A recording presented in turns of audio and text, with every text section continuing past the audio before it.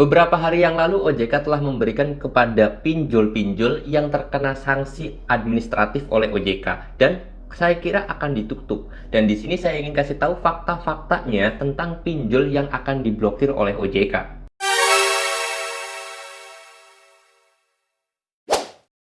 Assalamualaikum warahmatullahi wabarakatuh teman-teman semuanya. Pada kesempatan video kali ini saya ingin membahas fakta di balik pinjol yang akan ditutup oleh OJK. Dan di sini saya mau bahas buat teman-teman semuanya.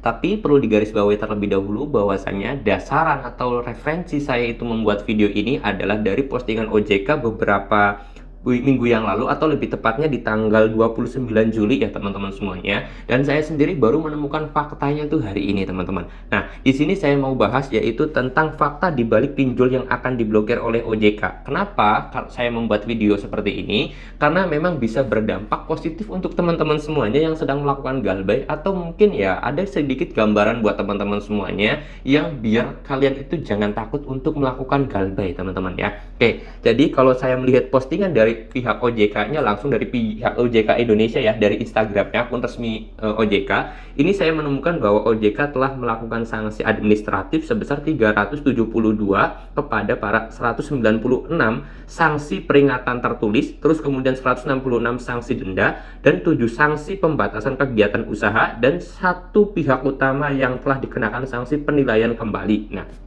di sini saya melihat ataupun saya menemukan faktanya bahwasanya ini berdasarkan dari jumlah laporan masyarakat Indonesia yang sering banget melaporkan itu kepada pihak OJK ataupun AFPI terkait yang namanya pengaduan DC pinjol yang semakin brutal teman-teman ya. Nah, ini menjadi hal yang sangat bagus sekali dan juga sangat menarik sekali. Ini perlu kita gemborkan lagi atau kita bisa viralkan lagi ketika ada pengaduan yang kejam oleh pihak DC, terus kemudian juga ada pinjaman yang kita itu hutangnya nggak seberapa tapi kita diancam, diteror, diintimidasi oleh para DC. Itu kita bisa segera laporkan lagi kepada pihak OJK-nya agar hal ini bisa membuat para OJK itu menindak lebih banyak lagi kasus-kasus yang ada di perpinjolan. Nah, kenapa kok OJK ini memberikan sanksi kepada banyak sekali pinjol? Itu ya karena memang saya akui dan saya menemukan faktanya karena laporan dari masyarakat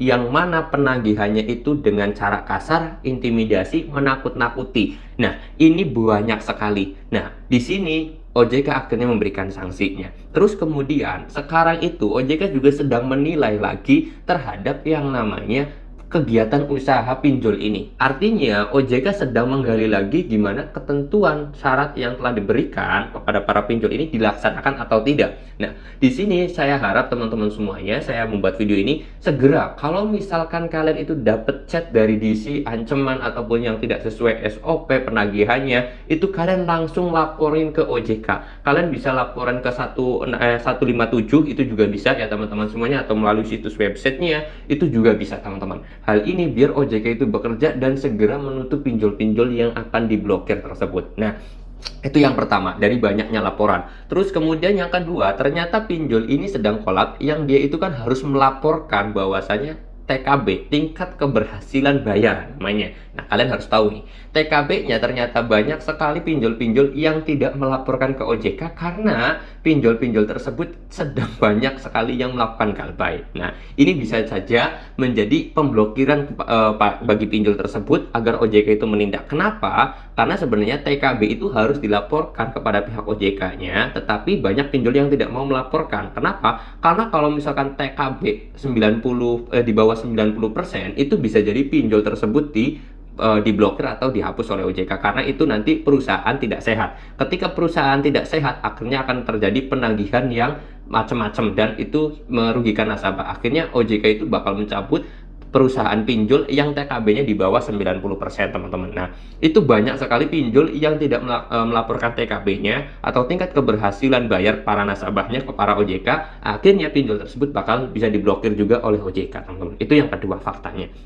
Dan yang ketiga adalah masalah administratif dari para pinjol tersebut. Nah, masalah administratif ini sebenarnya teman-teman ya, kita nggak bisa ulik secara dalam dan secara detail karena pinjol tersebut tidak memberikan laporan secara detail dan juga jelas dalam situs websitenya. Begitupun ketika kita menyebutkan pinjol apa aja yang sedang dalam sanksi OJK, itu OJK tidak memaparkan atau OJK sendiri tidak menyebutkan aplikasi pinjol tersebut pinjolnya apa aja. Itu jadi kalau misalkan ada hoak nih bahwasanya pinjol ini bakal ditutup oleh OJK, itu berdasarkan ini nggak ada, karena OJK sendiri tidak berani menyebutkan atau tidak menyebutkan pinjol tersebut apa aja yang akan ditutup, apa aja yang akan diblokir. Kenapa? Karena ketika OJK memberikan informasi seperti itu, maka nanti nasabah 100% yang pinjam di aplikasi ini akan segera melakukan galbay. Dan OJK makanya tidak menyebutkan aplikasinya. Dan saya sendiri tidak mau menyebutkan langsung aplikasinya apa, karena ya saya sendiri tidak menemukan referensi yang jelas. Nah, kalau misalkan referensinya jelas, pasti benar, itu dari OJK-nya resmi, baru saya sampaikan. Karena jujur apa adanya aja, saya menyampaikan konten ini, saya membuat konten ini harus sesuai dasar, sesuai dalil, sesuai referensi, sesuai juga informasi yang resmi dari OJK-nya, teman-teman. Nah, itu adalah 3 fakta dibalik pinjol-pinjol yang akan diblokir, dan tidak menutup kemungkinan dalam waktu dekat OJK bakal menutup pinjol-pinjol lagi. Setelah kemarin itu sudah ada 2 pinjol yang ditutup atau 3 pinjol yang ditutup oleh OJK, itu ya alhamdulillah kita cukup bangga. Dan juga ada 66 ya, kalau kita dilihat dari data tahun 2020 sampai tahun 2024 itu ada 66 pinjol yang diblokir atau ditutup izinnya oleh OJK, teman-teman. Nah, di sini saya harap teman-teman semuanya, bagi teman-teman semuanya yang tidak mampu untuk bayar, tolong lakukanlah galbay. Jangan sampai kalian itu melakukan gali lubang tutup lubang. Saya menginstruksikan buat teman-teman semuanya yang tidak mampu, silakan untuk galbay. Kalau yang mampu ya itu terserah kalian, mau bayar atau tidak itu terserah kalian kembali lagi. Tapi yang bagi tidak mampu, saya harap banget kalian itu galbay aja. Jangan sampai kalian itu melakukan gali lubang tutup lubang. Saya yakin dalam hati nurani kalian juga ya pengen hutang itu lunas, pengen tidak ada lagi ditagih oleh DC, pengen kalian itu hidupnya tenang, pengen nggak ada jeratan hutang ya. Apalagi dalam kasus muslim ataupun hukum muslim seorang Islam itu kan ya hutang itu bakal dibawa mati. Tetapi kalau misalkan kalian itu dirasa tidak mampu, jangan pernah melakukan gali lubang tutup lubang, teman-teman ya, seperti itu ya. Lebih baik kalian itu galbay satu aplikasi, terus kalian itu fokus usaha atau cari duit untuk membayar hutang tersebut. Tapi kalau kalian itu dirasa tidak mampu, kalian galbay aja, biarkan kalian itu ya fokus sekerja aja. Jangan sampai kalian itu terfikirkan untuk melakukan gali lubang tutup lubang. Dan kalian berpikir pertanyaan yang sering banget muncul, kalau minjem di aplikasi ini ada DC-nya atau tidak? Dan itu saya harap sudah tidak ada lagi pertanyaan seperti itu. Karena kalau misalkan kalian itu bertanya seperti itu, artinya kalian itu masih mau ada keinginan gali lubang tutup lubang. Kalau ada keinginan gali lubang tutup lubang, itu ya susah. Sampai kapanpun kalian akan terjerat yang namanya kasus pinjol. Dan itu hal yang paling buruk, teman-teman ya. Pokoknya jangan sampai kalian itu terbesit atau berpikir atau pengen melakukan gali lubang tutup lubang, karena itu tidak akan benar, teman-teman ya. Oke. Saya harap video ini bisa bermanfaat buat teman-teman semuanya. Dan kalau kalian suka dengan video ini, silahkan di like. Kalau nggak suka, di dislike aja. Saya mau tutup dulu video ini dengan kata Assalamualaikum warahmatullahi wabarakatuh.